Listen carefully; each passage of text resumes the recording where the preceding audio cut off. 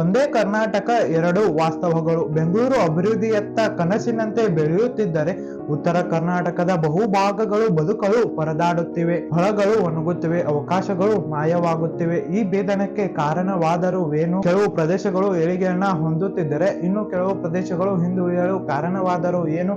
ಇದು ಉತ್ತರ ಮತ್ತು ದಕ್ಷಿಣ ಕರ್ನಾಟಕದ ನಡುವೆ ಇರುವ ತಾರತಮ್ಯದ ಬಗ್ಗೆ ಇವತ್ತಿನ ವಿಡಿಯೋದಲ್ಲಿ ಚರ್ಚೆ ಮಾಡೋಣ ಬನ್ನಿ. ನಮಸ್ಕಾರ ವೀಕ್ಷಕರೇ. ಕರ್ನಾಟಕ ಭಾರತದ ಆರ್ಥಿಕ ಶಕ್ತಿಯ ಕೇಂದ್ರದಲ್ಲಿ ಒಂದು ಕಡೆ ಬೆಂಗಳೂರು ಜಗತ್ತಿನ ಗಮನವನ್ನ ಸೆಳೆಯುವ ತಂತ್ರಜ್ಞಾನದ ತಾಣವಾಗಿದ್ದರೆ, ಮೈಸೂರು ತನ್ನ ಸಂಸ್ಕೃತಿ ಮತ್ತು ವೈಭವದಿಂದ ಹೆಸರುವಾಸಿಯಾಗಿದೆ. ಆದರೆ ಈ ಹೊಳಪಿನ ನಡುವೆ ಒಂದು ಕಡು ಸತ್ಯವಿದೆ. ಕರ್ನಾಟಕದ ಉತ್ತರ ಭಾಗ ಮತ್ತು ದಕ್ಷಿಣ ಭಾರತಕ್ಕೆ ಹೋಲಿಸಿದೆ ಆರ್ಥಿಕವಾಗಿ ತುಂಬಾನೇ ಹಿಂದುಳಿದಿದೆ. ಇಲ್ಲಿ ಕಡಿಮೆ ಆದಾಯವನ್ನು ಹೊಂದಿದ್ದಾರೆ, ಕಡಿಮೆ ಸಾಕ್ಷರತೆ ಮತ್ತು ಮೂಲಭೂತ ಸೌಕರ್ಯಗಳ ಕೊರತೆ ಸಾಮಾನ್ಯವಾಗಿ ನೋಡಲು ಇಲ್ಲಿ ನಮಗೆ ಸಿಗುತ್ತದೆ. ಈ ವಿಡಿಯೋದಲ್ಲಿ ನಾವು ಉತ್ತರ ಕರ್ನಾಟಕ ಮತ್ತು ದಕ್ಷಿಣ ಕರ್ನಾಟಕ ನಡುವೆ ನಡೆಯುತ್ತಿರುವ ತಾರತಮ್ಯಗಳ ಬಗ್ಗೆ ತಿಳಿದುಕೊಳ್ಳೋಣ. ಇಲ್ಲಿನ ಅಸಮಾನತೆಗೆ ಕಾರಣವಾದರೂ ಏನು, ಪರಿಣಾಮಗಳು ಏನು ಮತ್ತು ಮುಂದೆ ಏನು ಆಗಬಹುದು, ಈ ಎಲ್ಲ ಪ್ರಶ್ನೆಗಳಿಗೆ ಉತ್ತರವನ್ನ ಕಂಡುಕೊಳ್ಳುವ ಪ್ರಯತ್ನವನ್ನ ಮಾಡೋಣ ಬನ್ನಿ. Pre independence of Karnataka. ಈ ಅಸಮಾನತೆಗೆ ಆಳವಾದ ಐತಿಹಾಸಿಕ ಬೆರಗುಗಳಿವೆ. ಕರ್ನಾಟಕ ಏಕೀಕರಣ ಮುಂಚೆ ಈ ಪ್ರದೇಶವು ವಿಭಿನ್ನ ಆಡಳಿತಗಳ ಅಡಿಯಲ್ಲಿ ಇತ್ತು. ದಕ್ಷಿಣ ಕರ್ನಾಟಕ ಮದ್ರಾಸ್ ಪ್ರೆಸಿಡೆನ್ಸಿ ಭಾಗವಾಗಿದ್ದರೆ ಉತ್ತರ ಕರ್ನಾಟಕವು ಬಾಂಬೆ ಪ್ರೆಸಿಡೆನ್ಸಿ ಭಾಗವಾಗಿತ್ತು.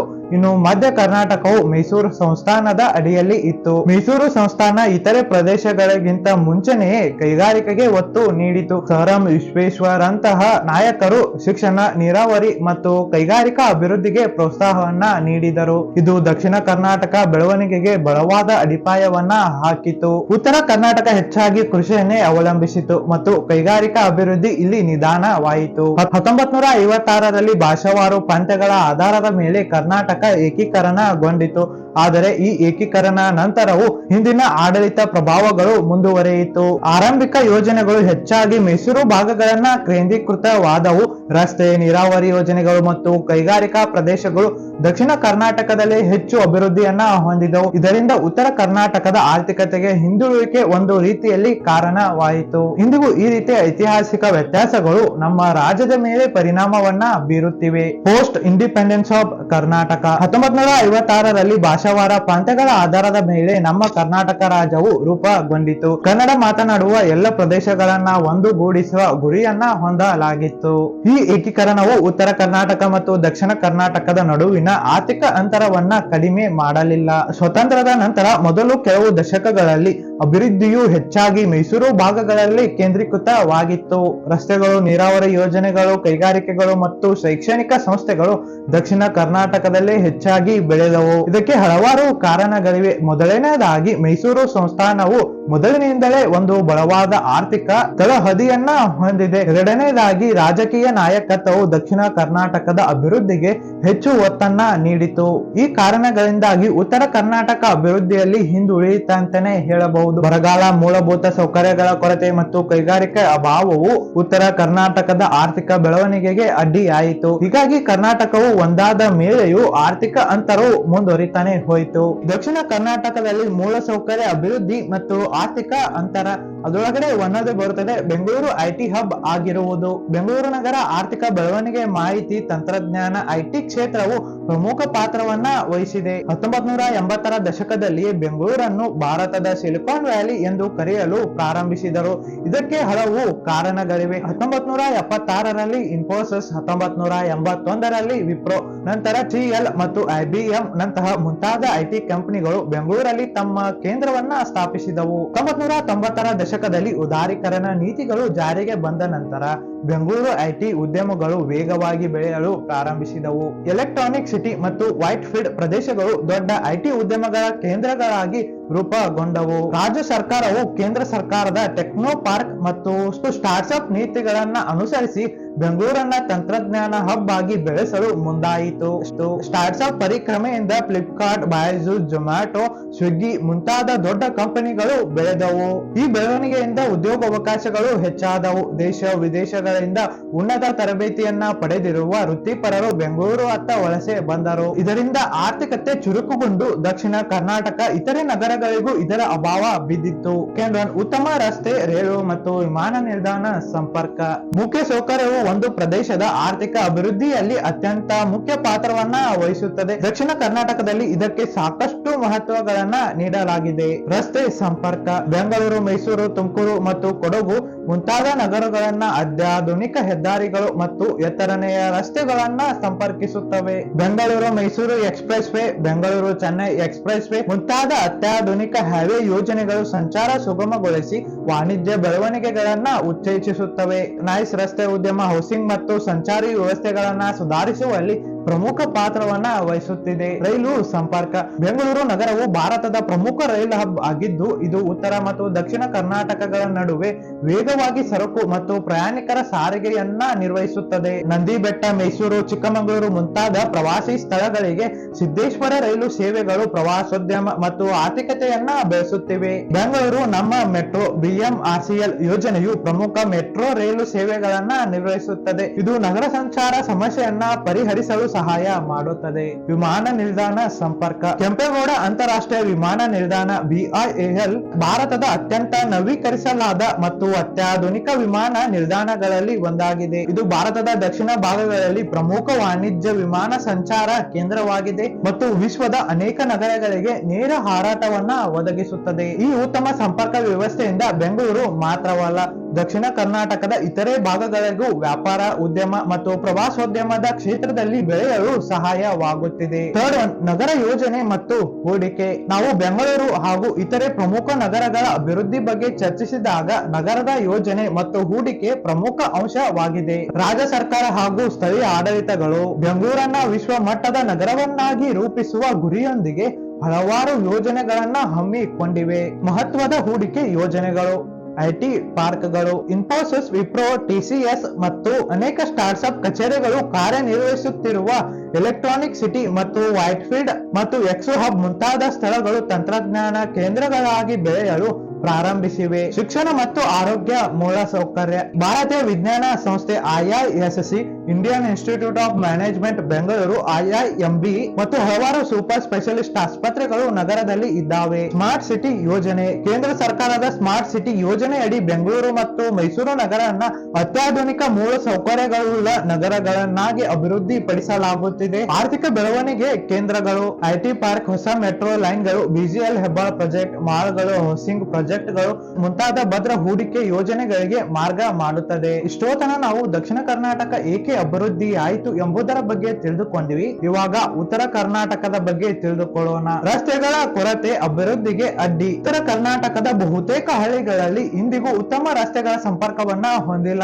ಇದು ಆರ್ಥಿಕ ಮತ್ತು ಸಾಮಾಜಿಕ ಚಟುವಟಿಕೆಗಳಿಗೆ ತೀವ್ರ ಅಡ್ಡಿ ಉಂಟು ಮಾಡುತ್ತಿದೆ. ಸಮಸ್ಯೆಗಳು. ಕಳಪೆ ಗುಣಮಟ್ಟದ ರಸ್ತೆಗಳು. ಅನೇಕ ರಸ್ತೆಗಳು ಹದಗೆಟ್ಟಿವೆ. ವಾಹನ ಸಂಚಾರಕ್ಕೆ ಯೋಗ್ಯನೇ ಇಲ್ಲ. ಸಂಪರ್ಕದ ಕೊರತೆ. ಕೆಲವು ಹಳ್ಳಿಗಳಲ್ಲಿ ಮುಖ್ಯ ರಸ್ತೆಗಳೊಂದಿಗೆ ಸಂಪರ್ಕವೇ ಇಲ್ಲ. ಸಾರಿಗೆ ವೆಚ್ಚ. ರಸ್ತೆಗಳಿಲ್ಲದ ಕಾರಣ ಸಾರಿಗೆ ವೆಚ್ಚ ಹೆಚ್ಚಾಗುತ್ತಿದೆ, ವ್ಯಾಪಾರಕ್ಕೆ ಹೊಣೆಯಾಗುತ್ತಿದೆ. ಪರಿಣಾಮಗಳು. ಕೃಷಿ ಉತ್ಪನ್ನಗಳ ತೊಂದರೆ. ರೈತರು ತಮ್ಮ ಉತ್ಪನ್ನವನ್ನ ಮಾರುಕಟ್ಟೆಗೆ ಸಾಗಿಸಲು ಸಾಧ್ಯವಾಗುತ್ತಿಲ್ಲ ಮತ್ತು ಅವರು ನಷ್ಟವನ್ನ ಅನುಭವಿಸುತ್ತಿದ್ದಾರೆ. ಶಿಕ್ಷಣ ಮತ್ತು ಆರೋಗ್ಯ ಸೇವೆಗಳ ತೊಂದರೆ. ವಿದ್ಯಾರ್ಥಿಗಳು ಮತ್ತು ರೋಗಿಗಳು ಶಾಲೆ ಮತ್ತು ಆಸ್ಪತ್ರೆಗೆ ಹೋಗಲು ತುಂಬಾನೇ ಕಷ್ಟ ಪಡುತ್ತಿದ್ದಾರೆ. ಆರ್ಥಿಕ ಅಭಿವೃದ್ಧಿಗೆ ಅಡ್ಡಿ. ರಸ್ತೆಗಳಿಲ್ಲದ ಕಾರಣ ಕೈಗಾರಿಕೆಗಳು ಮತ್ತು ವ್ಯಾಪಾರೋದ್ಯಮಗಳು ಅಭಿವೃದ್ಧಿ ಹೊಂದಲು ಸಾಧ್ಯವಾಗುತ್ತಿಲ್ಲ. ಪರಿಹಾರ. ರಸ್ತೆ ನಿರ್ಮಾಣ. ಸರ್ಕಾರವು ಹೊಸ ರಸ್ತೆಗಳನ್ನ ನಿರ್ಮಾಣಿಸಬೇಕು, ಹಳೆಯ ರಸ್ತೆಗಳನ್ನ ದುರಸ್ತಿ ಮಾಡಬೇಕು. ಸಾರ್ವಜನಿಕ ಸಾರಿಗೆ. ಹಳ್ಳಿಗಳಿಗೆ ಬಸ್ಸು ಮತ್ತು ಇತರೆ ಸಾರ್ವಜನಿಕ ಸಾರಿಗೆ ಸೌಲಭ್ಯಗಳನ್ನ ಒದಗಿಸಬೇಕು. ಸೆಕೆಂಡ್ ಪಾಯಿಂಟ್, ಕೈಗಾರಿಕಾ ಅಭಿವೃದ್ಧಿಯ ಕೊರತೆ, ನಿರುದ್ಯೋಗ ಸಮಸ್ಯೆ. ಸಮಸ್ಯೆಗಳು. ಹೂಡಿಕೆಯ ಕೊರತೆ. ಕೈಗಾರಿಕೆಗಳನ್ನ ಸ್ಥಾಪಿಸಲು ಬಂಡವಾಳ ಹೂಡಿಕೆದಾರರು ಮುಂದೆ ಬರುತ್ತಿಲ್ಲ. ಮೂಲಭೂತ ಸೌಕರ್ಯದ ಕೊರತೆ. ವಿದ್ಯುತ್, ನೀರು ಮತ್ತು ಇತರೆ ಮೂಲಭೂತ ಸೌಕರ್ಯಗಳ ಕೊರತೆ ಇದೆ. ಕೌಶಲ್ಯದ ಕೊರತೆ. ಉದ್ಯೋಗಗಳಿಗೆ ಬೇಕಾದ ಕೌಶಲ್ಯವನ್ನು ಹೊಂದಿರುವ ಯುವಕರು ಬಹಳ ಕಡಿಮೆ ಇದ್ದಾರೆ. ಪರಿಣಾಮಗಳು. ನಿರುದ್ಯೋಗ. ಯುವಕರು ಉದ್ಯೋಗವಿಲ್ಲದೆ ಬೇರೆಯ ಪ್ರದೇಶಗಳಿಗೆ ವಲಸೆ ಹೋಗುತ್ತಿದ್ದಾರೆ. ಆರ್ಥಿಕ ಹಿಂದುಳುವಿಕೆ. ಕೈಗಾರಿಕೆ ಇಲ್ಲದ ಕಾರಣ ಆರ್ಥಿಕ ಅಭಿವೃದ್ಧಿಯಲ್ಲಿ ಹಿಂದುಳಿತಾನೆ ಇದೆ. ಸರ್ಕಾರವು ಕೈಗಾರಿಕಾ ಪ್ರದೇಶಗಳನ್ನ ಅಭಿವೃದ್ಧಿಸಬೇಕು ಮತ್ತು ಕೈಗಾರಿಕೆಗಳನ್ನ ಸ್ಥಾಪಿಸಲು ಸರ್ಕಾರವು ಆರ್ಥಿಕ ಸಹಾಯವನ್ನ ನೀಡಬೇಕು. ಜೊತೆಗೆ ಯುವಕರಿಗೆ ಉದ್ಯೋಗ ಆಧಾರಿತ ಕೌಶಲ್ಯ ತರಬೇತಿ ಕಾರ್ಯಕ್ರಮಗಳನ್ನ ಆಯೋಜಿಸಬೇಕು. ಶಿಕ್ಷಣ ಮತ್ತು ಆರೋಗ್ಯ ಸೇವೆಗಳ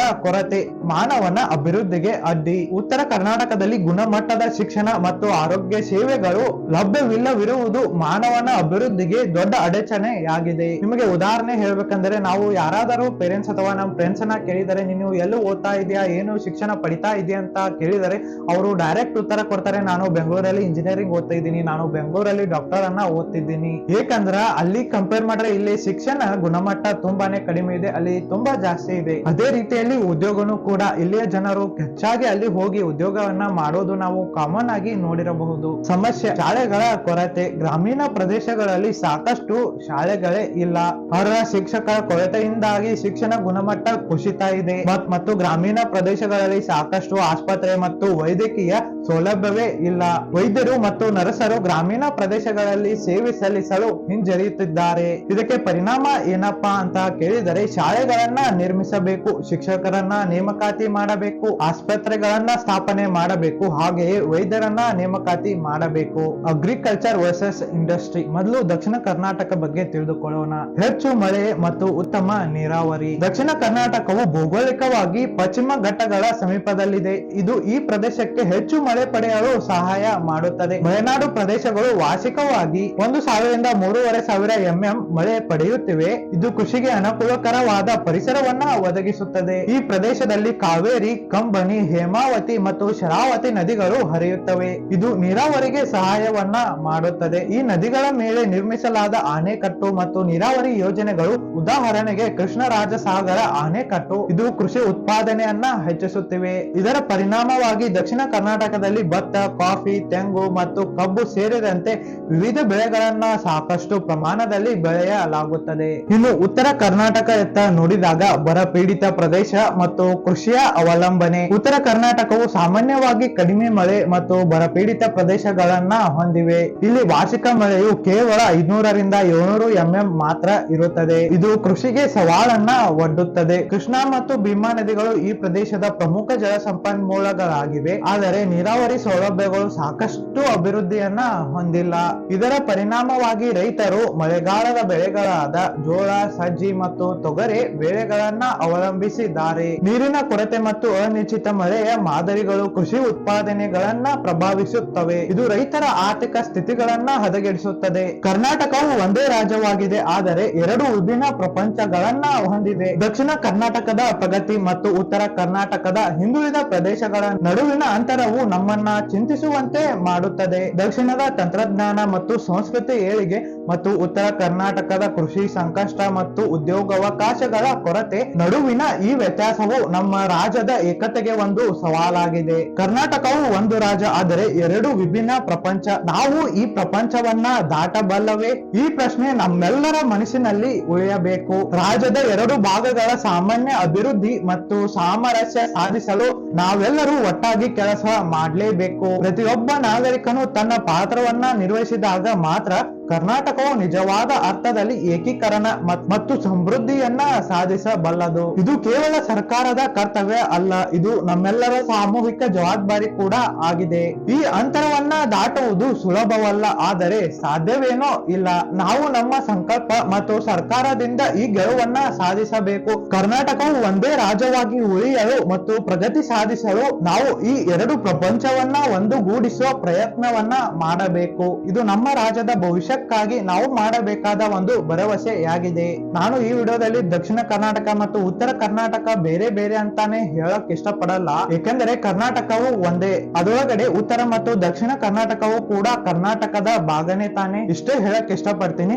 ಈ ವಿಡಿಯೋದ ಅಭಿಪ್ರಾಯವನ್ನ ನೀವು ನಮಗೆ ಕಮೆಂಟ್ ಮಾಡೋದನ್ನ ಮರೆಯಬೇಡಿ. ಇಲ್ಲಿವರೆಗೂ ಯಾರೆಲ್ಲ ನನ್ನ ವಿಡಿಯೋ ನೋಡಿದಿರಾ, ತುಂಬ ಹೃದಯದ ಧನ್ಯವಾದಗಳು. ನಿಮಗೆ ಈ ವಿಡಿಯೋ ಇಷ್ಟವಾದರೆ ಲೈಕ್ ಮಾಡಿ, ಶೇರ್ ಮಾಡಿ, ಜೊತೆಗೆ ಸಬ್ಸ್ಕ್ರೈಬ್ ಮಾಡೋದನ್ನ ಮರೆಯಬೇಡಿ ಅಂತ ಹೇಳ್ತಾ ಇವತ್ತಿನ ವಿಡಿಯೋದಲ್ಲಿ ಇಷ್ಟೇ ಸ್ನೇಹಿತರೆ. ಮತ್ತೆ ಮುಂದಿನ ವಿಡಿಯೋದಲ್ಲಿ ಸಿಗ್ತೀನಿ ಅಂತ ಹೇಳ್ತಾ ಟೇಕ್ ಕೇರ್, ಬೈ ಬಾಯ್.